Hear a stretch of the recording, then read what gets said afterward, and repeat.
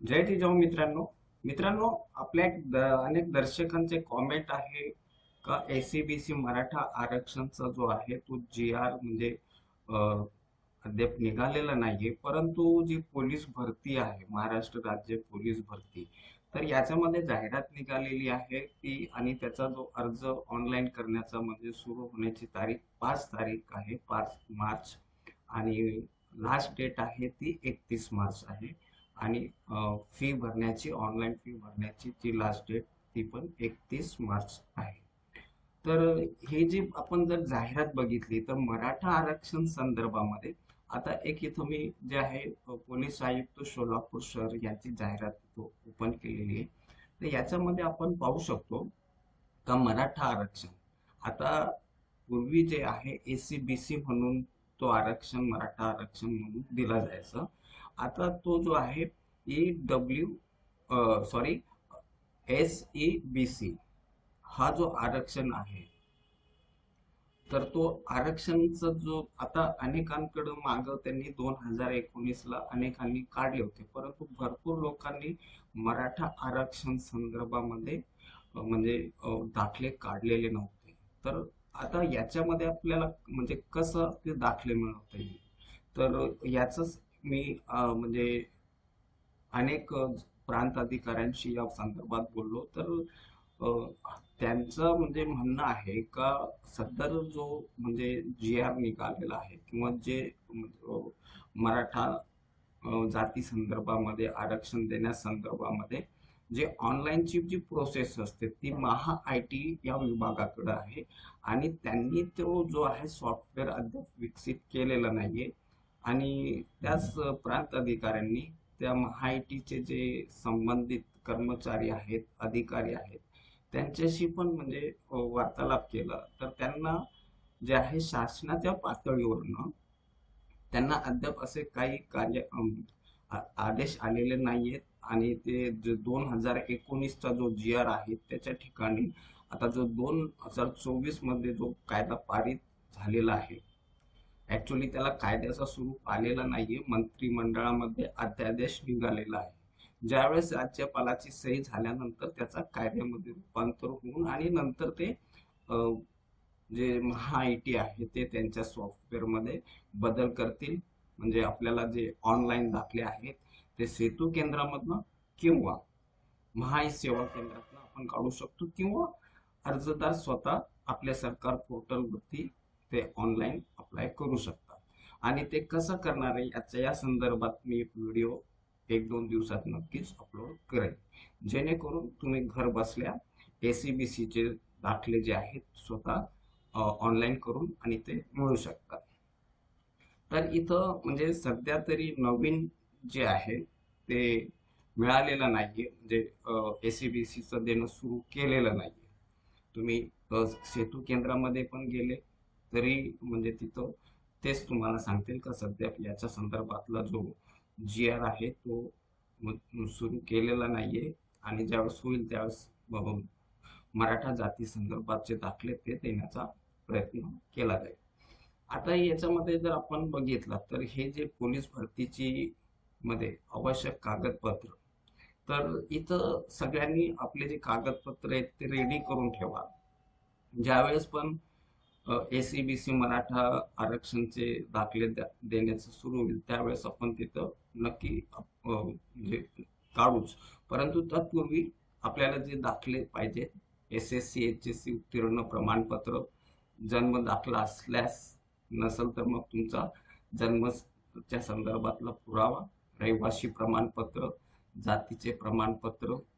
आता इथं रहिवासीचं प्रमाणपत्र एक गोष्ट लक्षात घ्या, तुम्हाला एज नॅशनॅलिटी डोमोसाईल सर्टिफिकेट म्हणजे ज्याच्यामध्ये नॅशनॅलिटी आणि डोमोसाईल हे असलेलं म्हणजे तो सर्टिफिकेट असणं गरजेचं आहे. ते भलेच तुम्ही मागास प्रवर्गातनं असाल किंवा ओपन मधनं असाल, डोमोसाईल तुम्हाला लागणार आहे. जातीचं प्रमाणपत्र आता याच्यामध्ये SC ST OBC ACBC EWS, तर हे तुम्हाला लागणार आहे. आणि तुमच्याकडे जात वैधता प्रमाणपत्र असेल तर ठीक आहे, नसल तर अशा वेळेस ज्यावेळेस तुम्ही आता हा ऍप्लिकेशन करणार आहे, तर ह्या ऍप्लिकेशनचा जो अप्लिकेशन फॉर्म जो निघाल डाउनलोड करून तो तुम्ही जात पडताळणी समितीला ॲज अ फॉर्म 15A म्हणून म्हणजे जोडल्या अपलोड केल्यास तुम्ही कास्ट व्हॅलिडिटीसाठी पण अप्लाय करू शकता. त्याच्यानंतर ज्यांना MSCIT प्रमाणपत्राची गरज असेल त्यांना MSCIT प्रमाणपत्र लागेल. जे खेळाडूचे असतील त्यांना खेळाडू प्रमाणपत्र आणि पडताळणी अहवाल आणि नॉन क्रिमिलियर. आता याच्यामध्ये नॉन क्रिमिलियर मध्ये मराठा म्हणजे SC BC वाल्यांना तर नॉन क्रिमिलियर लागणारच आहे आणि बाकीचे जे उर्वरित आहे म्हणजे SC ST वगळता बाकी सगळ्यांना नॉन क्रिमिलियर लागणार आहे. SC BC वाल्यांना पण लागेल, VJNT, त्याच्यानंतर OBC आणि SBC यांना पण लागणार आहे. त्याच्यानंतर कोणी माजी सैनिक असेल त्याचं प्रमाणपत्र, गृहरक्षक दलातील असेल किंवा प्रकल्पग्रस्त, भूकंपग्रस्त, पोलीस पाल्य प्रमाणपत्र जे काही तुम्हाला लागू असेल ते तुम्हाला करून घ्यायचे. त्याचबरोबर काही जे महाराष्ट्र कर्नाटक बॉर्डरचे जे असतात तर त्यांच्याकडे पण जर त्यांना याचे लाभ घ्यायचे असेल तर MKBचं सर्टिफिकेट त्यांना लागणार आहे.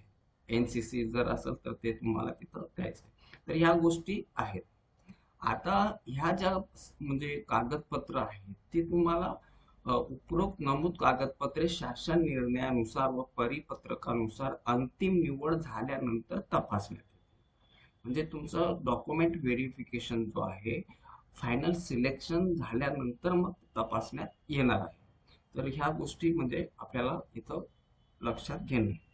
आता ज्यांच्याकडे पूर्वीचे म्हणजे SC BCचे सर्टिफिकेट आहे ते पण इथं चालणार आहे. आता दुसरी गोष्ट, आपण ज्यावेळेस या पोर्टलवरती जसा हे पोर्टल आहे याच्यावरती आपण ज्यावेळेस इथं युजर ID आपण तयार करतो तर ह्या युजर ID आणि पासवर्ड मध्ये तुम्हाला जे आहे तुमचा मोबाईल नंबर